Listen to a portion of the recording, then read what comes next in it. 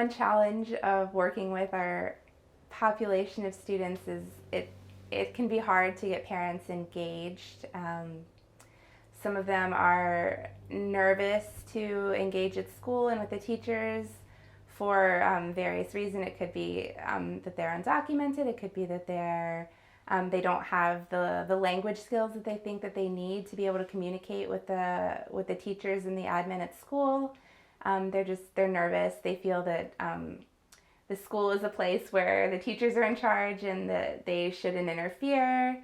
It is challenging a lot of times to get ESOL students, the parents, engaged. We want them to feel welcome. We want them to feel encouraged, to know that they can come and they can speak to us in another language, and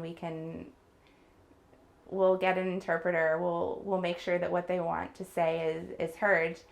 We usually try to do a few family events every year. So we'll do an ESOL family breakfast at the beginning of the year where we invite parents and coffee and donuts and make sure that they get to meet the ESOL teachers, and we share some community resources with them. One of our teachers on our team had a great idea last year too. She wrote up little index cards that said, my student or my child's DRA is blank. Can you help me find books? And we put in their DRA levels and give it to the parents so they could just take it and give it to a librarian without needing to communicate in English. So we try to have events like that to encourage parents to come and get resources to them a few times a year.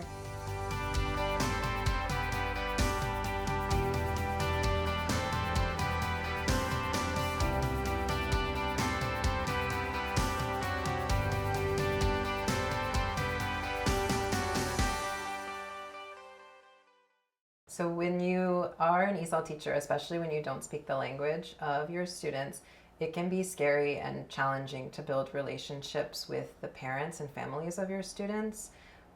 This is a practice that I'm always focused, that now that I've gotten a few years into my teaching career, it's something that I'm starting to focus on more. And I utilize the services from my school. So what I've started to do is we use a service called Language Link, which is a phone service.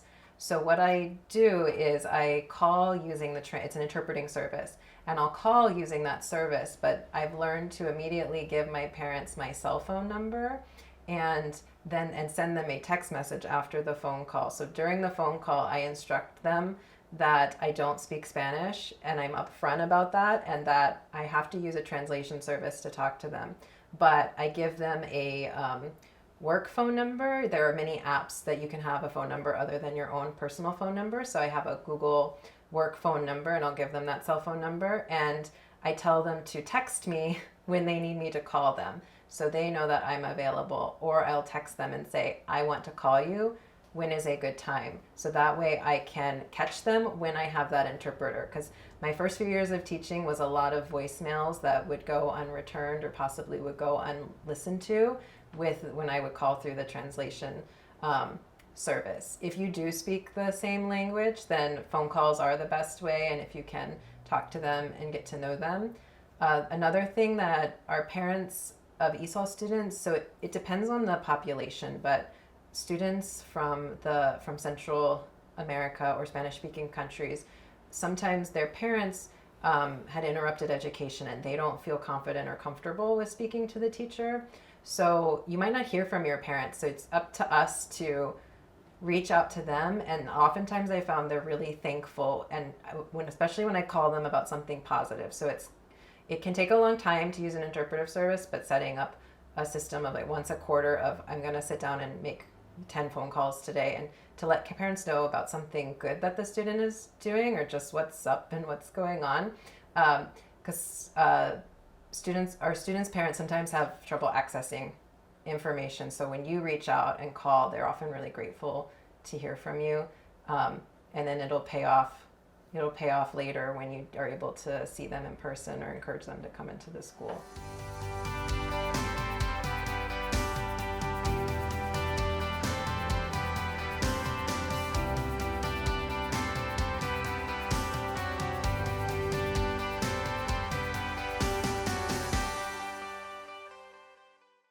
We can send text messages to parents, but it doesn't use anybody's phone number. It goes through the app, and then it automatically translates into many different languages.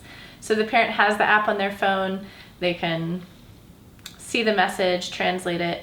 It also has the ability to send photos. So occasionally I will take a picture of what we're doing in class, send it that way to give an update on what kind of work the students are doing. I can also send announcements and schedule updates and that kind of thing. I love connecting to parents when they come into the school building to drop off or pick up their kids. That's a great time to connect. When we get new enrollments, the parents will walk the students to the classroom, and I'll meet them at the door and I'll introduce myself. I'll get to know them a little bit, ask questions just kind of off the cuff a little bit, and it's really nice to put a face to a name. Our ESOL team also puts together at least once, oftentimes twice a year, a parent event. So we'll host in the cafeteria an ESOL breakfast, and we'll have coffee and donuts. We'll give an overview of our program, and we'll give parents an opportunity to ask questions. We'll give a short presentation. We'll introduce all of ourselves, and then what we've done is we actually provide resources to the parents. So how can they support their child's learning at home? We'll provide information about public libraries, sight word lists and flashcards and those types of things.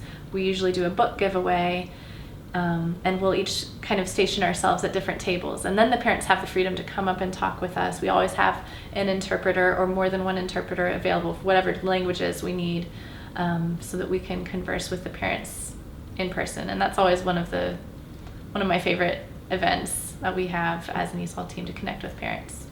The next best thing is a phone call, and I speak a little bit of Spanish, so sometimes I'll be bold enough to just quick pick up the phone and make a call, but we have language link available as well, so it's not an intimidating process to dial the language link number, get an interpreter on the phone, and connect with the parent. And oftentimes during that phone call, I'll encourage them to connect to Class Dojo so we can be in more regular communication.